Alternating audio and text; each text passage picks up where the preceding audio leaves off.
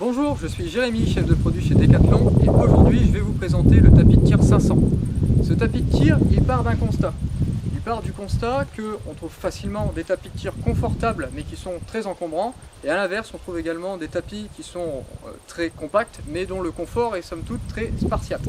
Donc la genèse de ce projet, ça a été d'avoir un compromis entre les deux, un tapis à la fois confortable et transportable. Je vais vous le présenter. On va commencer par le format enroulé. Donc ce tapis a des dimensions extérieures de l'ordre de 55 cm de long pour un diamètre aux alentours de 25 cm, ce qui en fait un volume proche de 17 litres. Donc il est très facilement transportable à dos sans aucun souci. On le déplie en un instant en enlevant les deux straps. Et hop, le tapis est déployé. On va commencer par l'architecture du tapis. L'idée derrière tout ça, c'était d'utiliser la bonne matière aux bons endroits. Donc on va commencer par la partie supérieure. Cette partie supérieure, elle est composée d'une pochette plastifiée qui a comme utilité de pouvoir venir protéger vos tables de tir, téléphone, clés, portefeuille dans le cas d'une faible pluie. Au moins vous êtes capable d'avoir vos affaires complètement à l'abri. Et en plus de ça, vous êtes capable de continuer à utiliser le tactile de votre téléphone à travers la pochette plastifiée. Ça passe aussi bien en format paysage que format portrait. Quand on descend, on arrive maintenant sur la partie centrale du tapis qui est composée de deux ailes qui permettent d'avoir plus de largeur au niveau des coudes.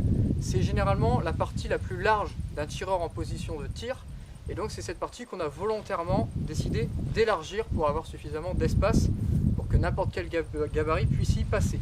A noter que le tapis fait 2,20 m de long par 110 de large sur l'endroit le plus large. Ça conviendra à tous les formats. Ensuite, on arrive sur la partie plutôt basse du tapis. Donc on continue toujours avec le même rembourrage, que ce soit sur la partie centrale ou sur les ailes. On a utilisé une mousse polyuréthane de 10 mm d'épaisseur avec une densité de 26 kg par mètre cube. L'idée de cette densité, c'était d'avoir un bon confort d'accueil en gardant une certaine stabilité. On ne voulait pas avoir l'effet de flotter sur un tapis instable. On a décidé d'utiliser cette densité, c'est celle qui répond le mieux à nos critères. On arrive enfin à la partie inférieure du tapis, ce qu'on appelle nous le seuil. C'est un élément qui est non moussé, qui va uniquement servir à protéger le bas de vos jambes, à partir des mollets, de tout ce qui va être la saleté présente au sol. Elle n'a pas pour vocation d'apporter du confort d'accueil. Pourquoi avoir pris cette décision? Simplement parce qu'à la fin d'une séance de tir, c'est très rare d'avoir mal au mollet ou d'avoir mal au niveau des pieds. Donc on a décidé de gagner en compacité en ne moussant pas cette partie afin d'avoir un tapis plus compact lors des transports.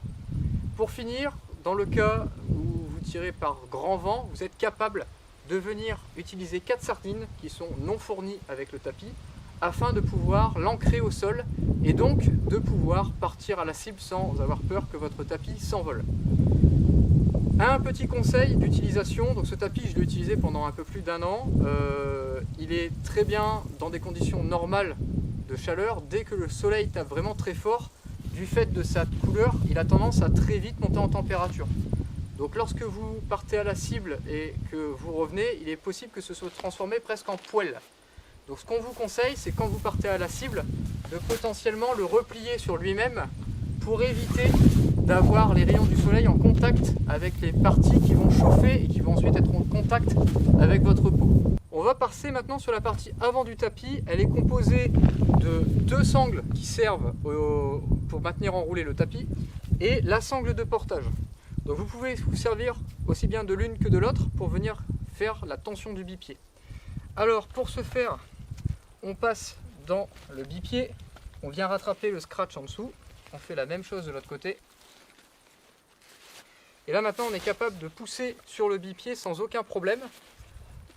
Vous pouvez maintenir en pression, il n'y a plus aucun mouvement possible. Donc ça c'est la première solution.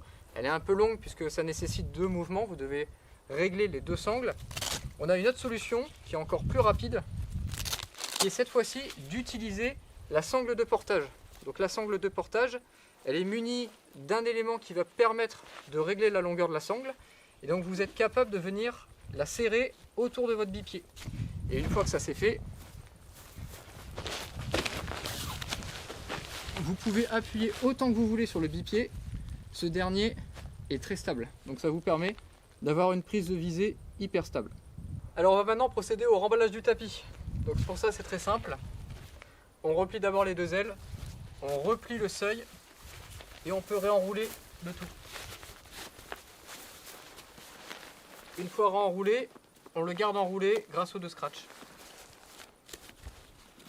Ce tapis sera mis en précommande à partir du 3 septembre 18 h et vous sera livré fin septembre, début octobre. Donc soyez patients, c'est le principe d'une précommande.